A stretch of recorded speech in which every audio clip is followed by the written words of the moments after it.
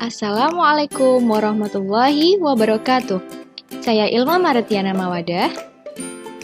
Pada kesempatan ini, belajar materi mengenai teks eksposisi KD 3.5 Bahasa Indonesia kelas 8. Materi yang pertama yaitu pengertian dan ciri-ciri teks eksposisi.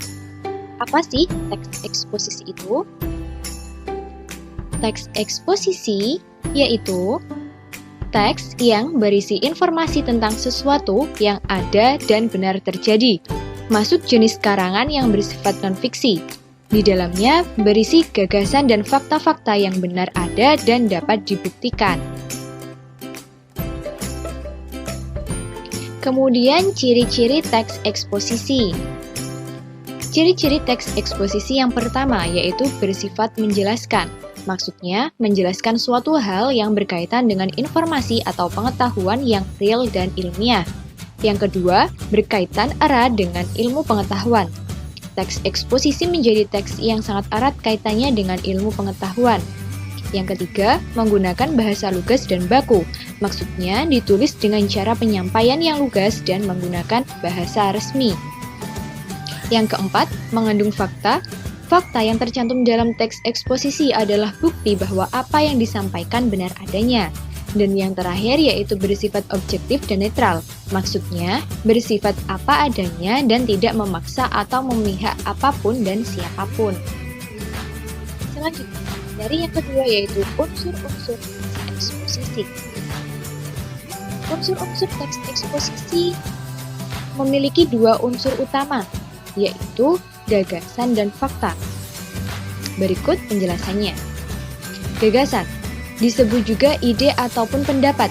Isinya berupa pernyataan yang mungkin berupa komentar, penilaian, saran, dorongan, dan rujukan pengarang. Yang kedua yaitu fakta. Keadaan atau peristiwa yang merupakan kenyataan, sesuatu yang benar-benar ada atau terjadi. Dalam teks eksposisi, fakta berfungsi untuk memperkuat gagasan sehingga diharapkan lebih meyakinkan khalayak. Untuk lebih jelasnya, perhatikan contoh teks eksposisi berikut. Ini merupakan contoh dari teks eksposisi yang berjudul Nasib Hutan Kita Semakin Suram. Silakan dibaca ya.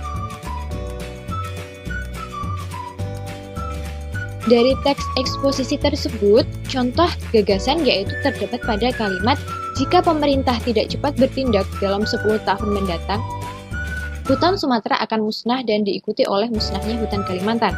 Kemudian kalimat yang kedua yaitu pengelolaan hutan tidak menunjukkan adanya tanda-tanda perbaikan dibandingkan tahun sebelumnya.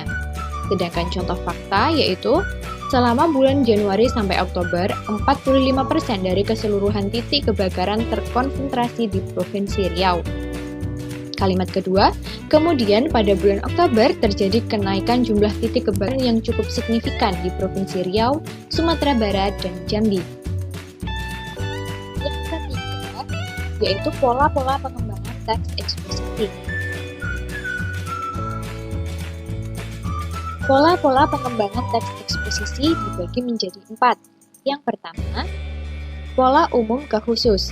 Pola ini, ide pokok berada di awal paragraf, kemudian diikuti oleh ide penjelas. Pola yang kedua yaitu pola khusus ke umum. Ide pokoknya diawali oleh hal-hal yang bersifat khusus, diikuti oleh uraian yang bersifat umum.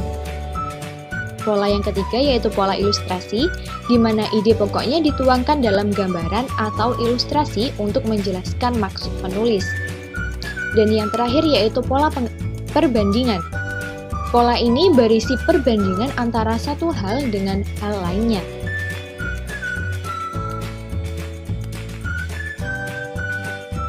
Contoh pola umum ke khusus, pada kalimat tersebut, kalimat pertama memiliki server sendiri, memiliki banyak keuntungan.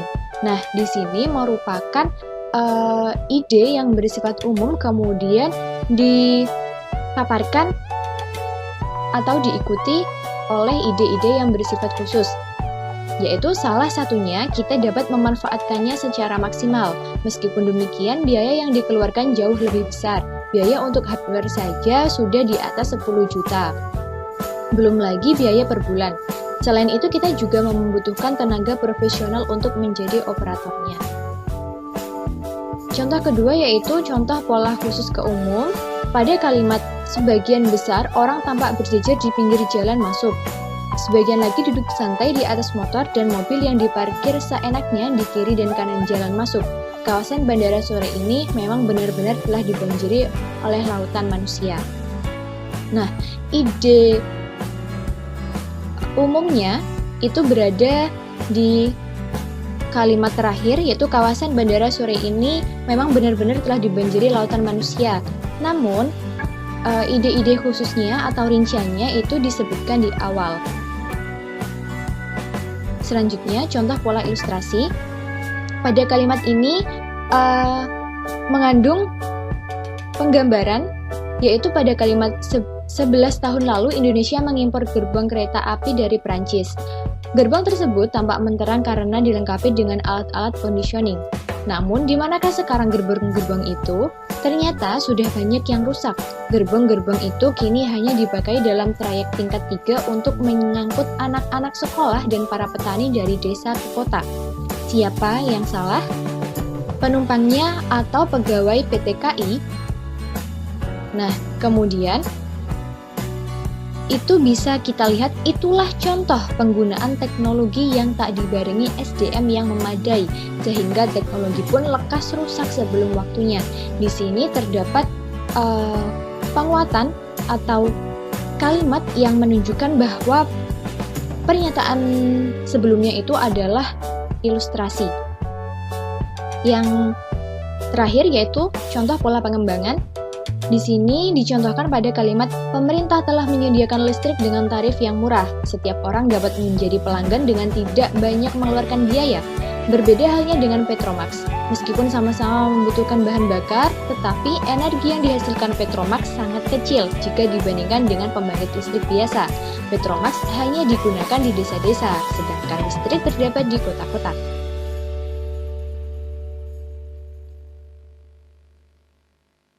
Buah tomat bijinya putih. Semoga bermanfaat. Terima kasih. Wassalamualaikum warahmatullahi wabarakatuh.